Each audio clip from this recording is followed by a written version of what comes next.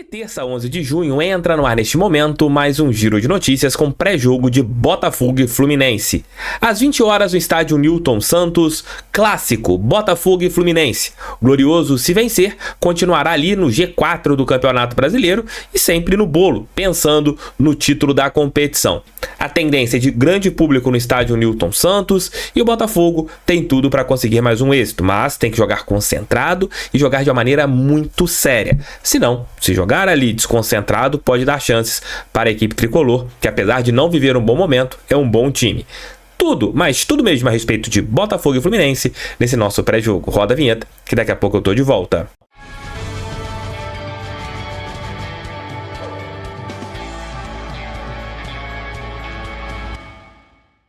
Amigos, entre agora na Foot Fanatics vários produtos do Botafogo. Por exemplo, essa camisa que eu estou colocando aqui está sendo comercializada. Outros produtos da linha 2024 você encontra lá também. Produtos da linha 23 vocês encontram também na Foot Fanatics e com valores bem mais baixos. Entre agora nessa parceira do canal do TF, que eu tenho certeza que vocês vão gostar. E detalhe, são produtos originais, não tem nada falsificado não. São produtos originais do nosso Glorioso. Hoje às 20 horas no estádio Newton Santos, Botafogo e Fluminense. Mais um clássico do Glorioso no Campeonato Brasileiro. O segundo clássico do Alvinegro na competição. O primeiro foi no Maracanã contra o Flamengo, que vencemos por 2-0.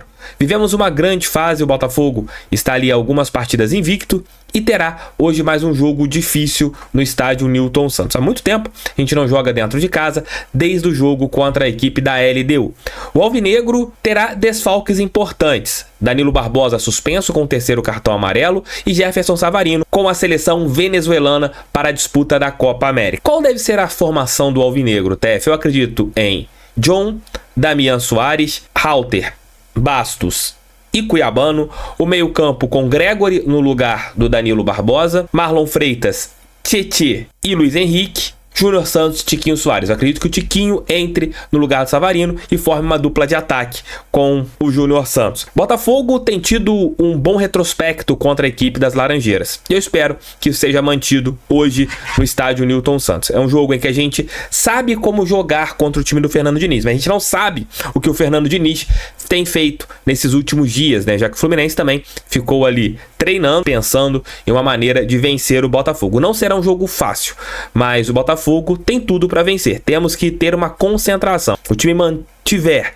essa linha de marcação em cima, é um time com muita transição e o principal, parar de perder gols. O Botafogo tem criado muitas chances, mas ao mesmo tempo tem desperdiçado e fazendo com que algumas partidas acabem se tornando difíceis pelo capricho que o Botafogo tem tido ali na hora de chegar cara a cara com o goleiro. O jogo contra o Corinthians é um exemplo.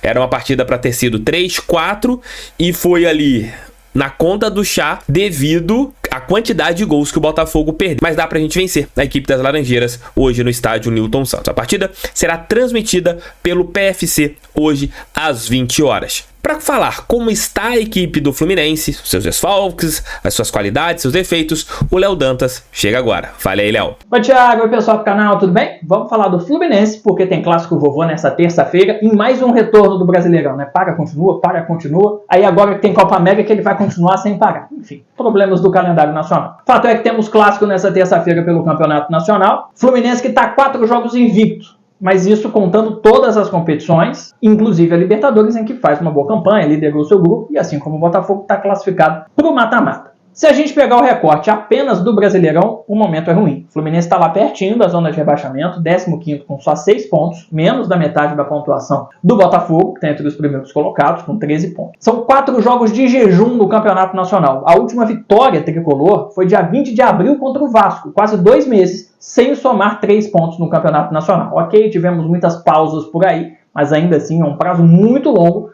para um time que se candidatou aí, né, se colocou como uma possibilidade de brigar na parte alta da tabela. Como visitante, o Fluminense no Brasileirão tem números ainda piores. 3 jogos, 3 derrotas. Não conseguiu somar um mísero ponto longe do Maracanã. E no ano todo, o Fluminense como visitante também tem uma campanha ruim. No cômputo geral do ano, 56% de aproveitamento, que já é muito abaixo do que fez no ano passado com esse mesmo Fernando Diniz e com um time muito parecido com o dessa temporada. Mas como visitante, o Fluminense na temporada só tem 40% de aproveitamento, um número muito baixo e que, claro, anima o botafoguense para essa partida dessa terça-feira. O retrospecto também anima, né? Uma sequência aí de vitórias e bons resultados, com boas atuações contra o Fluminense já desde o ano passado. Mas vamos lá, vamos fazer essa análise do Fluminense tendo uma coisa em mente. Há a possibilidade de que jogadores titulares sejam poupados em função do gramado sintético, vai entender. Enfim, essa análise aqui é do Fluminense de forma geral. Estou considerando apenas a ausência do Arias, que está com a seleção colombiana, data FIFA, Copa América, esse é certo. O resto a gente ainda não sabe, então é claro que alguma coisinha explanada aqui nesse vídeo pode não combinar com o time que entrar em campo em função dessas opções que o Fernando Diniz pode fazer para alterar o time. Mas, de forma geral, acho que todo mundo já sabe o que falar do Fluminense, mas é um time que piorou muito do ano passado para cá. Parece que o Fernando Diniz, que no ano passado estava um pouco mais maleável, né, aceitando flexibilizar um pouco o seu estilo tão característico, nesse ano voltou a estar agarrado com as suas convicções. E mesmo quando as coisas não funcionam, ele não altera. E o Fluminense tem tido erros atrás de erros, principalmente defensivos, mas não muda. E aí fica até fácil fazer essa análise do Fluminense, porque é quase todo jogo a mesma coisa. Então vamos lá. Defensivamente, o Fluminense insiste nessa saída tocada desde a área, praticamente da linha do gol, sem rifar a bola, sem dar chutão, mesmo quando pressionado. Essa saída inclui a participação, óbvio, dos zagueiros e do goleiro Fábio, que tem um problema crônico com a bola no pé. Se embaixo das traves ele faz grandes defesas quase todo jogo, com os pés ele faz uma lambança quase todo jogo. Nas últimas rodadas, entregou gols para o São Paulo e para o Juventude, que foi o último jogo do time, né, 1-1 no último fim de semana no Maracanã. E essa questão fica ainda mais problemática para o Fluminense quando o adversário, que já sabe disso, sobe as suas linhas, principalmente a última, a de ataque, e pressiona essa saída. Aí é um Deus nos acuda, o Fluminense começa a errar, começa a entregar a bola, e aí o adversário fica muito perto do gol para aproveitar um erro desse e balançar a rede. Outro problema crônico do Fluminense é a defesa envelhecida. Todo time do Fluminense tem uma média de idade alta. Só que como o time troca muito passes, isso é de alguma maneira diluído, né? Causa menos impacto. Mas na defesa, isso é mais problemático. E nos últimos jogos o time tem sido muito suscetível aos contra-ataques. As partidas contra a Alianza Lima e Cerro Porteño, pela Libertadores, caracterizam muito isso. Os adversários conseguiram estilingar a jogada, fazer a saída rápida, a transição, e a defesa teve dificuldade na recomposição. São caras mais velhos, mais pesados também, pelo estilo físico, não só pela questão da idade, e tem dificuldade para fazer essa recomposição. O Botafogo sabe jogar no contra-ataque, tem a transição rápida, então é uma arma que pode encaixar muito bem. Outra questão importante, o espaço nas costas do Marcelo. O Marcelo tem uma qualidade muito grande, tem tido cada vez mais liberdade, tem aparecido cada vez mais no terço final para ajudar na criação e até com finalização, vive fase artilheira. Só que ele é lateral, na escalação ele é lateral. Então ele sobe, não volta e ninguém cobre aquele espaço. Todo jogo tem lance de perigo, se não gol do adversário, saindo por onde o Marcelo deveria estar e não está, ou demora a chegar pela dificuldade de recomposição. Então jogar em cima do Marcelo pode ser uma possibilidade, acho que num confronto direto com o Júnior Santos ou com o Luiz Henrique, por exemplo, o ataque do Botafogo tende a levar vantagem. Então é algo muito importante para se considerar nesse jogo. Outra coisa que deixa o Fluminense muito vulnerável na defesa é a questão dos volantes. Todos eles muito bons, com boa saída de bola, o que é fundamental para esse esquema do Diniz, principalmente quando um desses volantes recua para virar um líbero, um terceiro zagueiro, para liberar os laterais numa linha um pouco mais à frente, o que é muito comum nesse esquema do Fernando Diniz já desde o ano passado. Só que quanto mais volantes com cara de segundo volante o Fluminense tem, menor o seu poder de marcação. E aí o Botafogo, que está acostumado a jogar contra o Fluminense numa linha média, subindo quando precisa, mas segurando quando dá para não dar o contra-ataque, que é algo forte do time do Fluminense, aquela área ali o Botafogo costuma levar vantagem. Se dominar o meio campo, o mano a mano contra esses volantes, com falhas na marcação, o Botafogo tende a levar vantagem também. Então acho que é outra coisa muito importante. É tentar povoar o máximo possível o meio campo, para tentar ganhar a bola desses caras que não marcam tão bem e tentar ficar um pouco mais perto da área. Outras dificuldades crônicas do Fluminense. A bola pelo alto. Os zagueiros são bons, tem essa característica, mas normalmente o adversário leva vantagem nas bolas cruzadas na área. E outra coisa que eu reparei estudando o Fluminense, quando o adversário vai à linha de fundo, rola aquela bola para trás, ali na altura da pequena área, da marca do pênalti, e chega alguém de frente para finalizar. O Fluminense não consegue marcar essa jogada e os adversários conseguem levar perigo ou fazer gols assim. Se o Botafogo conseguir usar esse corredor até a linha de fundo para rolar a bola para algum atacante ali dentro da área, tende a levar perigo. O Fluminense tem a segunda pior defesa do Campeonato Brasileiro, 13 gols sofridos, e é a segunda que mais sofre finalizações, 44. Nos dois quesitos, só está melhor do que o Vasco, que é a pior defesa da competição depois daquele 6-1 do Flamengo. Então, dá pra ver que o Fluminense não vive um bom momento no Brasileiro. No ataque, eu acho que é aquilo que a gente já tá acostumado. Troca incessante de passes, é a quarta melhor média, 58,6. Não rifa a bola, não dá chutão, tenta não fazer ligação direta, vai tentando aquele jogo de paciência até achar um espaço. O que em alguns momentos se volta contra ele, o Fluminense, mas que costuma dar uma dor de cabeça danada para o adversário que, né, corre aqui, corre ali e acaba se cansando também. Então ter a bola contra o Fluminense é muito importante. É difícil, mas é muito importante. O Fluminense faz uma dobra muito importante de pontas pelo mesmo lado, trazendo o cara da esquerda para a direita ou vice-versa, para que você tenha maioria no quadrante e consiga facilitar essa troca de passes. Mas sem o Arias isso tende a ficar complicado. O Fluminense está fazendo menos isso nesse ano. Eu achava que tinha a ver com a ausência do Keno. O Keno voltou, mas agora o Arias está com a seleção. Então, eu acho que Keno e Marquinhos não vão conseguir fazer isso com a mesma maestria de quando o Arias está em campo. Falei do espaço dado pelo Marcelo, é porque ele tem liberdade, tem criatividade, joga lá muito perto da área, quase como um meia, às vezes como um camisa 10, vive fase artilheira, está perto da área, está fazendo gols, a movimentação dele é grande no ataque, e o Botafogo precisa marcar isso muito bem. Outro ponto importante é que o Fluminense chuta muito de média e longa distância, principalmente quando o Cano não joga. Se ele for poupado nesse jogo contra o Botafogo, é uma arma que o Fluminense deve usar. Abraço, bom jogo. Valeu, Léo, obrigado por sua participação, deixa o like, inscreva-se no canal, compartilhe esse vídeo em seus grupos do WhatsApp. Hoje, a live pós-jogo será às 22 horas, diretamente do Nilton, então aguardem aí a live pós-jogo com muitas informações. Se tivermos alguma informação relevante, volto ainda hoje, por volta 12 horas, 13 horas, com o nosso almoço com o TF, mas a live já está programada, inclusive. Para contar um fato histórico, chamo o Leozão, Memória Alvinegra.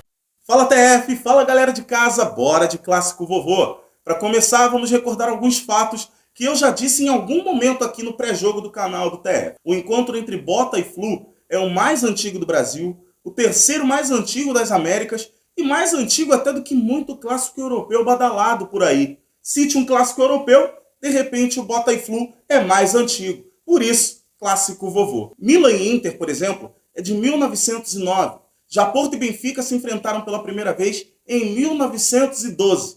Mas vamos falar do clássico de fato, tá? É muito jogo até aqui, são 338. E a história de hoje está carregando 112 vitórias, 103 empates, 123 resultados negativos. Porém, só no Brasileirão Unificado, de 59 até hoje, temos um baita equilíbrio. O clássico de hoje é para desempatar ou empatar tudo de vez. Em 62 jogos, são 21 vitórias para cada lado, com 20 empates. Equilíbrio também no número de gols, 69 a 66 para o Glorioso. Esse equilíbrio só acaba quando o Botafogo joga como mandante independente do local. São 66 vitórias, 50 empates e 39 derrotas. Esses mandos contam Estádio Nilton Santos, Maracanã, São Januário e até Cariacica. Uma curiosidade boa para compartilhar com vocês envolve uma goleada, um título e o nosso hino. Tudo isso aconteceu em 1910, quando na decisão do estadual vencemos o Fluminense por 6-1 e conquistamos o título daquele ano. A campanha foi tão marcante que fez nascer na opinião pública da época o apelido que a gente carrega como um tesouro no coração até hoje, Glorioso. Até então, era o primeiro título e por isso no hino é citado aquele ano. Só em 1996 foi reconhecido o título de 1907, dividindo esse título com o adversário de hoje. Eu deveria também trazer uma partida de destaque, mas o que eu vou destacar mesmo aqui é um recorte recente. Desde que Fernando Diniz chegou nas Laranjeiras, o Botafogo só perdeu 2 vezes para eles. E que os números positivos continuem em 2024. De 2022 para cá, nos últimos 8 jogos são 5 vitórias, 2 derrotas e só 1 empate. Então é o que é. O time é bom, o recorte é positivo. Então temos que manter esse recorte e vencer. Grande abraço pra vocês. Valeu, fui! Valeu, Leozão, valeu, Léo Dantas. Suas redes sociais aqui embaixo. Espero vocês na nossa live pós-jogo, às 22 horas. Pedro Brandini estará lá na Zona Mista, trazendo detalhes ao vivo. Não sei se o Quintela vai participar com a gente também do pós-jogo, mas a equipe do canal do TF estará diretamente do estádio Nilton Santos com muitas informações sobre o nosso Glorioso. É jogar bola. Se a gente jogar bola, a gente vence. Se o Botafogo respeitar o Fluminense como tem que ser respeitado, e respeitar é como? É você jogar aquilo que pode. Temos tudo para conseguirmos uma grande vitória no nosso estádio, na nossa casa, que terá um grande público. Tamo juntos, beijos, aguardo vocês aqui para nossa live pós-jogo. Palpitem aqui embaixo, quero saber as opiniões de vocês sobre o jogo de hoje. Valeu e fui, tamo juntos, fogo neles.